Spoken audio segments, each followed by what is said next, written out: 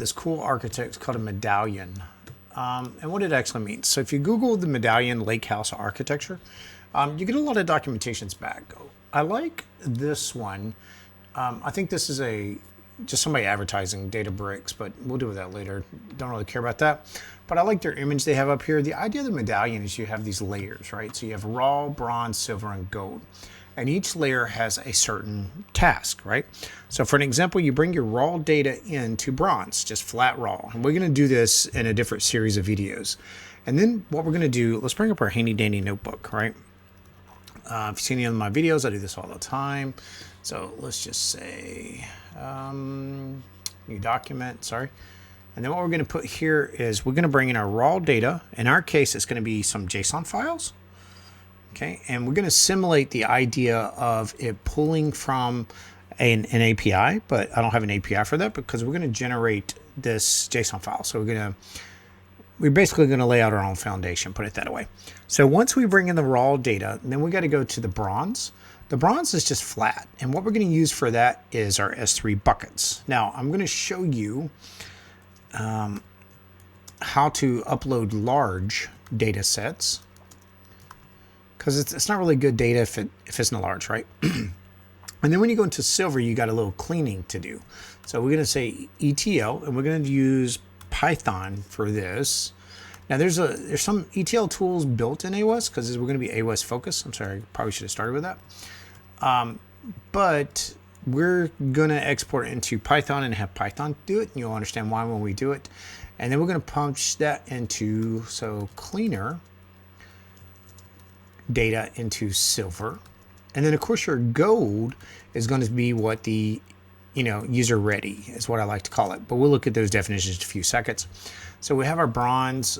From our bronze it goes to silver, and that's going to be a little bit cleaner data. And then from the silver we're going to do some algorithms or whatever we need to do to get it ready for the actual gold copy. Now this is not too bad from what we did from TDM.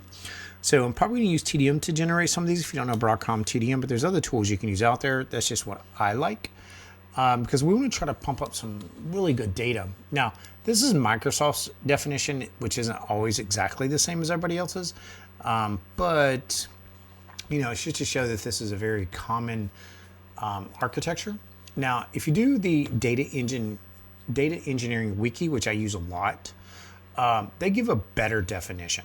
Okay, so I like this one over here because the image was a little bit cleaner, but here it's the same thing, right? So we're bringing our data, we're going to drop it into the bronze goes to silver, and then the silver into the gold. The one thing we're going to do is we're going to call this our LZ, okay? And then so our LZ environment is going to be our JSON data, prepping our JSON data, where we're getting our JSON data from, yada, yada, yada. Okay, so that's the LZ. So we got LZ going into bronze. So bronze, I would just want to point out the bronze stage serves as the initial point of the data ingestion and storage. Data is saved without processing or transformation. So truthfully, it's just our raw data, right? Which is what we're looking for. Let's see. So then from there, what we're going to do is, sorry, I had a ping on the other laptop. The silver layer is where tables are cleaned, filtered, and transformed. So if you think of an ETL tool, right? So extract, transform, right? And then load. But the truth is we kind of do that at each level. But that's what this one is. So it's kind of cool. And then the gold copy, finally, the gold stage, data is refined and met specific business and analytics requirements. So this is our cleaned up data, basically. Now, if you come down a little bit more, there's some positive and negative. Some of the advantages is a simple data model. Logic progresses and data cleans along the way, and it allows you to recreate any downstream tables from raw sources. So that's kind of cool, right? The disadvantages, when you think about Amazon, the biggest disadvantage to me is the large amounts of data. We say storage is cheap, but the truth is you're tripling this data. So if you have over 30,000 rows of data, right, you're tripling that data. Now, the key to that is I've got a copy here, and a copy here. Now, you don't have to have an exact copy, right? You could say, give me a subset of this and a subset of that. That's kind of how TDM works. Now, if I look over here, the one thing I didn't think about on the user is we'll talk about how we're going to display this. Maybe we'll use, a Bedrock agent. Maybe we'll do a little AI in that situation, and we may use some graphs maybe. So we'll talk about how we're going to get our Go copy when we actually get there. Because truth is, I didn't never think about that part.